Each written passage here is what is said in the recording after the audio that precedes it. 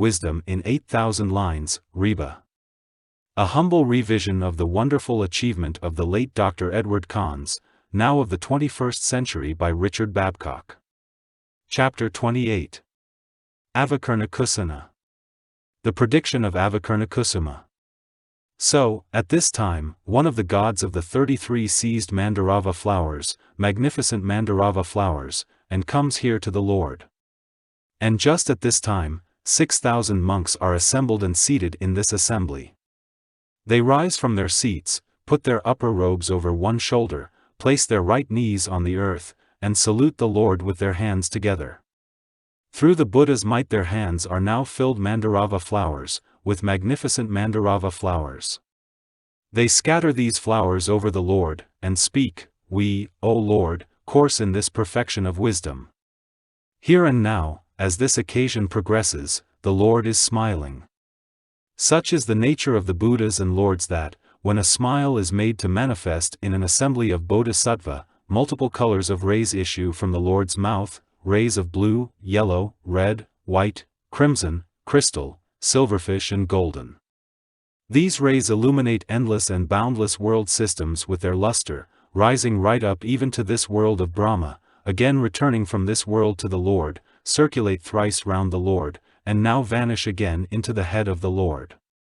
Here and now the venerable Ananda rises from his seat, put his upper robe over one shoulder, placed his right knee on the earth, placed his hands together and offered them and his entire being to the Lord, and said, "It is not without reason the Tathagata manifests a smile."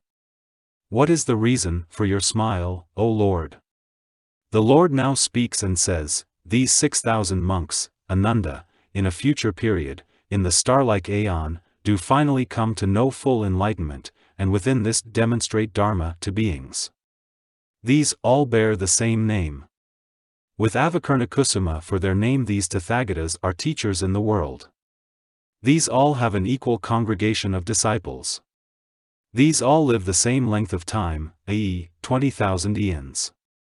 Each one of these have an extensive holy writ, which spreads widely among gods and beings. In each case their good law abides for the same length of time, for 20,000 eons.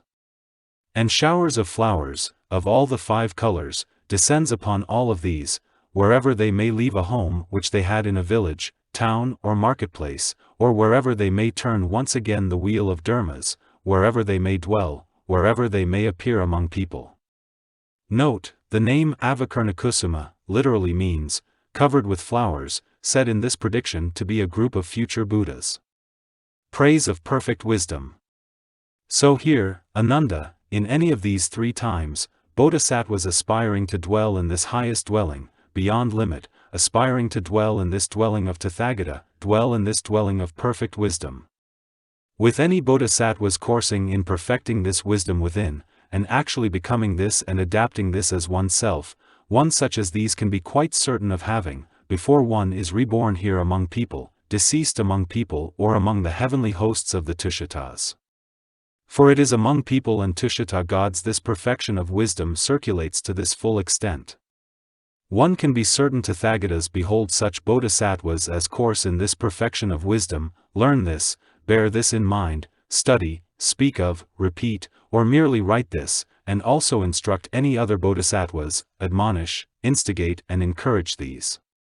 You can know that one such as these have planted and continue planting wholesome roots within and beyond any known limits, or any limits yet to be established, and these do this within this view and thought of Tathagatas. These do, not only in the presence of Sravakas, disciples, and Pratyabuddhitas plant wholesome roots so as to train self and others in perfect wisdom, but, without any doubt these Bodhisattvas training in this perfection of wisdom and remaining unafraid, plant wholesome roots with Tathagatas.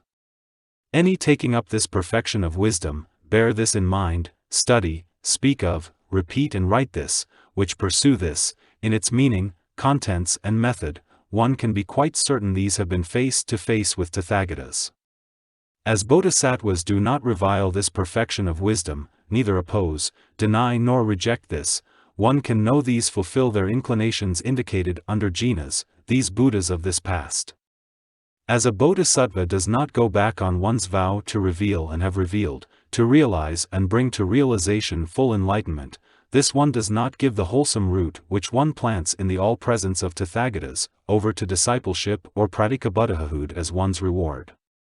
As a rule, as a matter of imperishable principle struck by the complete interdependence of any and all dharmas, such bodhisattvas are grateful and practice this perfection of wisdom with no stopping whatsoever, even beyond these forms, feelings, perceptions, impulses or any consciousness of such dharmas.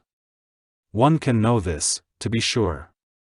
The spontaneity of suchness reveals this thoughtless, timeless cognition born of pure awareness, identical to space. Transmission of the Sutra to Ananda. So, here now, Ananda, again and again I entrust and transmit to you this perfection of wisdom, laid out in letters, so this is available for learning, bearing in mind, discoursing, studying and spreading wide, so this lasts long, so this does not disappear.